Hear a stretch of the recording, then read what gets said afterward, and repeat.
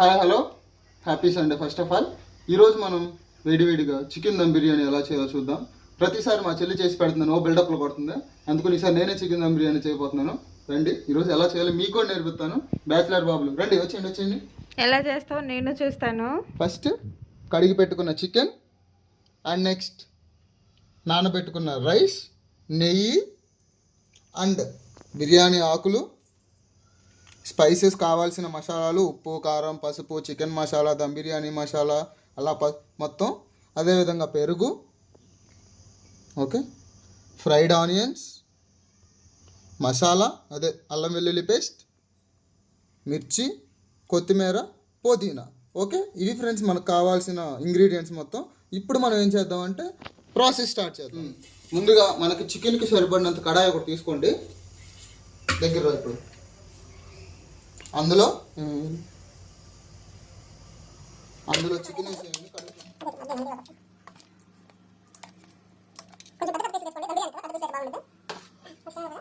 చూడండి, ఇగో స్పైసెస్ మసాలాలు ఉన్నాయి కదా, మసాలాలు మొత్తం దాంట్లో వేసేయండి.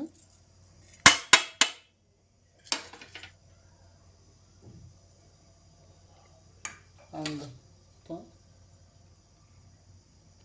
అల్లం వెల్లుల్లి పేస్ట్లో కొంచెం, ఓకే, ఫ్రైడ్ ఆనియన్స్ సగం వేసుకోండి, తర్వాత ఉపయోగపడతాయి. కొంచెం పుదీనా, కొత్తిమీర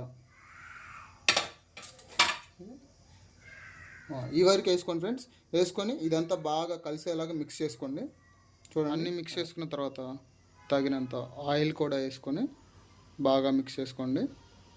ఓకే, మొత్తం మిక్స్ అయిపోయింది ఫ్రెండ్స్. ఇప్పుడు మనం దీన్ని తీసుకెళ్ళి పొయ్యి మీద పెట్టేసి,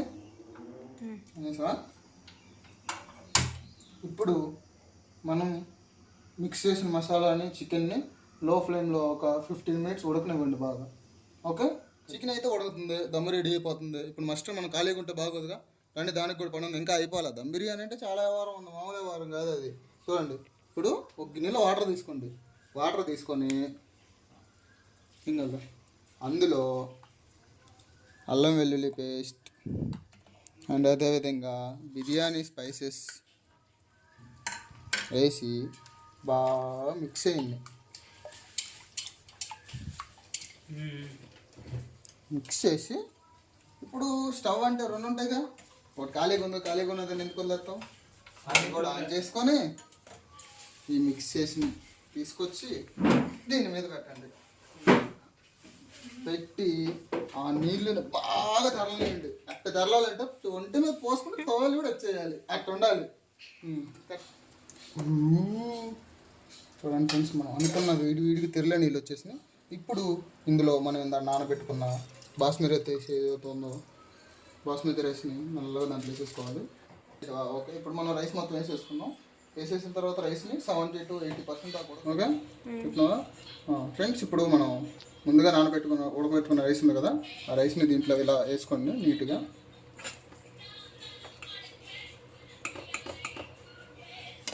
ఓకే ఫ్రెండ్స్, ఇప్పుడు అన్నం వేసేసుకున్నాం కదా. నెక్స్ట్ ఇలా ఫ్రైడ్ ఆనియన్స్, కొత్తిమీర, పుదీనా.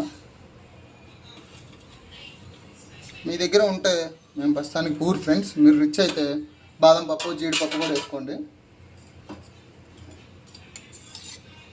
నెయ్యి.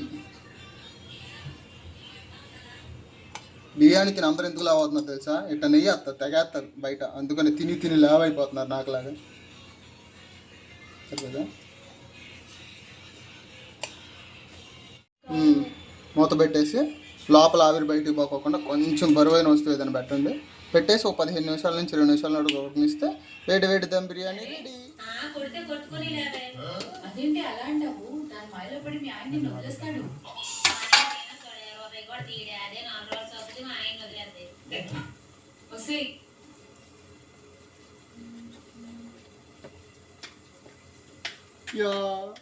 వేడి biryani ready. Piece leg piece